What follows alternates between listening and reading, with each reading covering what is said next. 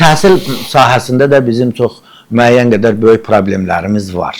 Problemlər nədən ibarətdir və nədən qaynaqlanır? Mən bu məsələ ilə bağlı müəyyən qədər araşdırmalar eləmişik və biz analitik mərkəzdə hələ bunu davam elətdiririk. İstənilən dediyimiz sözü də faktlarla sübut eləyib ən yüksək səviyyədə təqdim eləyə bilərik. Deməli, elementar bir məsələyə baxaq. Hər bir Azərbaycanda nə qədər ailə varsa da, hər bir ailənin təhsillə əlaqəsi var. Ya orta məktəbdə, ya ali məktəbdə, hər bir ailə təhsildə, məktəbdə nə baş verirsə xəbəri var. Demək, Azərbaycan vətəndaşlarını təhsildə baş verən proseslərlə bağlı aldatmaq olmaz. Çünki rəsmi olaraq, rəsmi şəxslər təhsilin Azərbaycan dövlətinin hökumətdə təhsil siyasətini həyata keçirdən bir qurum özünü rəsmi nə qədər müsbət nailiyyətlərdən danışsa da, hər bir ailə birbaşa məktəblə, institutla əlaqəlidir. Ona görə də onun dediyi şəxslər, yaxud da ki, rəsmi şəxslərin verdiyi mövqeyi, dövlətin mövqeyi kimi vətəndaş tərəfindən qəbul olunanda insanlar dövlətə münasibət formalaşdırır. O da hardan başlayır? Demək ki, məktəbdə baş verən prosesləri hamı bilir. Nədən ibarətdir? Əvvəla onu deyək, belə yanaşaq. Siz mənim sualıma belə bir cavab verin, görüm, təxminən bildiyimiz qədər. Mən o rəqəmi bilirəm. Təxminən orta məktəbdə 10-cu, 11-ci sinifi oxuyan uşaqlar, hansı ki, abituriyentdir, olmağa hazırlaşırlar. Nə qədəri sizcə, neçə faizi repetitor yanına gedir? 90%-dən biraz artıq. Aha, 90%-dən artıq. Mən də deyirəm ki, 95-97%. Hətta bəzən yaxşı oxumayan uşaqlarda valideyn çalışır ki, biraz bal toplasın, heç olmasa müəyyən texnikomada da texnikoma girmək üçün hazırlığa gedirlər. Repetitor yanına valideyn kasıb, işləyir, fəhləli ilə uşağına hazırlığa göndərir.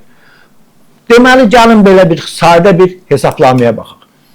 Bir şagirdin repetitor yanına getməyi 5 fəndən, 4-5 fəndən getməyi minimum 500 manat. Minimum lap ən belə kasıb texnikom yanına gedən azı başlayır 300-500 arasıdır. Düzdür? 300-500.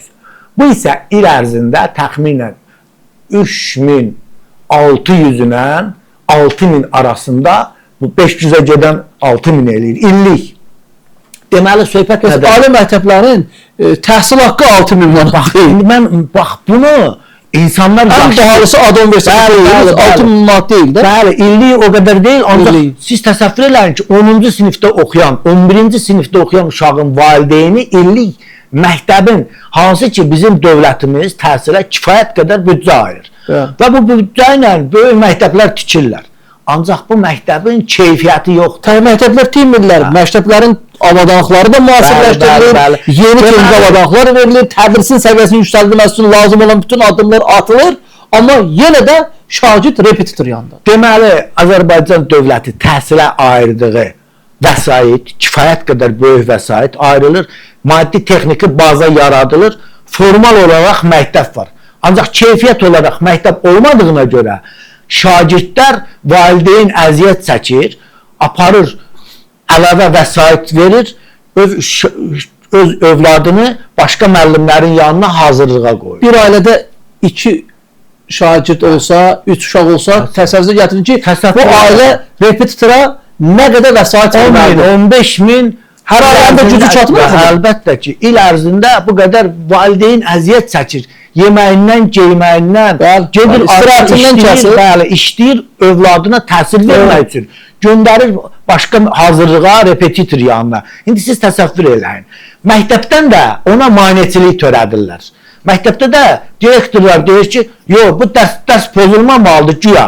O başqa məsələdir, onun altında da hələ başqa bir şeylər var. Deyir ki, uşaq gəlməlidir dərsə. Uşağa sən dərsə verirsən. Gəlmək üçün də nəsə verməlisin. Nəsə umacaqlar. Bəli. Gizlətmək təsəvvür eləyin. Bütün ailələr bunu bilir. Azərbaycanda bütün ailələr, bütün vətəndaşlar bunu bilir. Bilə-bilə Təhsil Nazirliyi rəsmi olaraq durur, elan eləyir ki, Azərbaycanda təhsilin səviyyəsi belədir. Bu il bu qədər adam uşaq qəbul olundu və s. Ali məktəblərə qəbulun faizinin yüksək olmasının Cumhuriyet məktəbdə deyil ki, repetitorun. Əlbəttə. Bəli. Bax, bunu bilə-bilə, bax, bu təhsil sisteminin bu qədər rəzil bir vəziyyətdə ola-ola durub öyünə, belə fəxrlə, fəxarətlə təhsildən danışmaq, ya insanları, üzr istəyirəm, aldatmaqdır. Aldatmağa da sən əgər bir elmin rəhbərliyində duran adamlar yalancıdırsa, insanları aldadandırsa, bu dözülməz bir şeydir.